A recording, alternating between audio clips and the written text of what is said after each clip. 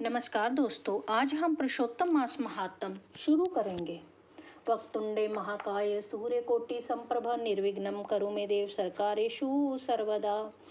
विघ्न विनाशक एवं सर्व रिद्धि सिद्धि प्रदायक गणेश जी, पुरुषोत्तम भगवान श्री कृष्ण जी, संपूर्ण सृष्टि का पालन करने वाले भगवान विष्णु, ज्ञान की दाता सरस्वती जी, सब पुराणों के कर्ता श्री व्यास जी तथा सभी ज्ञानी जनों के चरण कमलों में नमस्कार करके भगवान की श्रद्धा और भक्ति रस में डूबे पुरुषोत्तम मास महात्म की कथा कहती हूँ।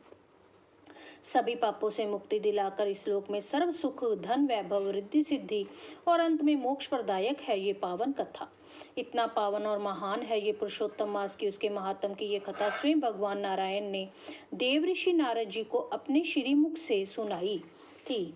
बाद में ये कथा राजा परीक्षित एवं सूत जी महाराज ने शुकदेव जी से सुनी थी। बाद में सूत जी महाराज ने ये कथा नैमिषारण्य में 88,000 ऋषि मुनियों को सुनाई थी। उसी श्रोताक्त कथा का सरल हिंदी भाषा में रूपांतर है ये पुस्तक। पुरुषोत्तम मास में व्रत, स्नान और इस कथा का नित्य श्रवण करने वाला प्राणी सभी पापों से मुक्त होकर अंत में पुरुषोत्तम भगवान के गोलोक में अंत काल तक वास करता है और वह सदैव के लिए आगमन के चक्कर से मुक्त हो जाता है। ये स्वयं भगवान का कथन है। पुरुषोत्तम मास महात्म का प्रथम अध्याय। वक्रतुंडे महाकाय सूर्यकोटि संप्रभ निर्विघ्नं करो मे देव सरकारेषु सर्वदा। वंदे वंदारु मंदारम वृंदावन विनोदितम वृंदावन कलानाथम पुरुषोत्तम अद्भुतम। कल्पवृक्ष के समान फलदाता वृंदावन में विनोद विहार करने वाले अनेक कलाओं के स्वामी श्री पुरुषोत्तम अर्थात भगवान श्री कृष्ण की मैं वंदना करता हूँ। एक समय बहुत बड़ा यज्ञ करने हेतु नैमिषारण्य तीर्थ में देवल, असित, रथितर, रिभु, कपिल, रम्य, गौतम, मधु, गल, पैल, सुमंत, पिपलायन, सुमति, काश्यप, बुद्ध, बोधाय, वसु, कौंडन्य, पृथु, हारित, ध्रुम, ज्वाली, भृगु, अंगीरा, वामदेव, सुतिषण, शरंभंग, पर्वत, आपस्तंभ, मांडव्य, अगस्त्य, कात्यायन, कौशिक, गालव, ऋतु, अत्रि, विभ्रू, ऋत्रित, शक्ति, शंकु, संस्कृत, पंक, विभांडक, गर्ग, कणायु, क्षणी, जब्दगनी, भारद्वाज, धूपमप, मोन, भार्गव, कर्कश, शौनक, शतानंद, विशालाक्ष, विष्णुवृद्ध, जर्जर, जंगम, जय, पार, पराधार, पूर, महाकाया, जैमिनी, महाग्राव, महाबाहु, महोद्र, महाबल, उदालक,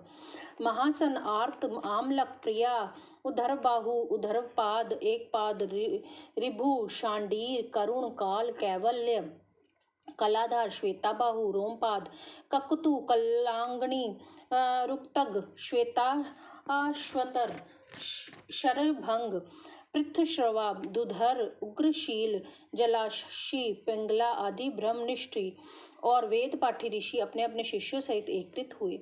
तीर्थाटन करते हुए सूत जी महाराज भी उसी समय अपने शिष्यों सहित नैमिषारण्य पधारे। उन ऋषि मुनियों ने सूत जी को देखा तो सभी एक साथ आदर के साथ उठ खड़े हुए। मुनिगण हाथ जोड़कर बोले, सूत जी महाराज आप चिरायु हो, आपके लिए ये मनोहर आसन, इस पर आप विराजमान हो।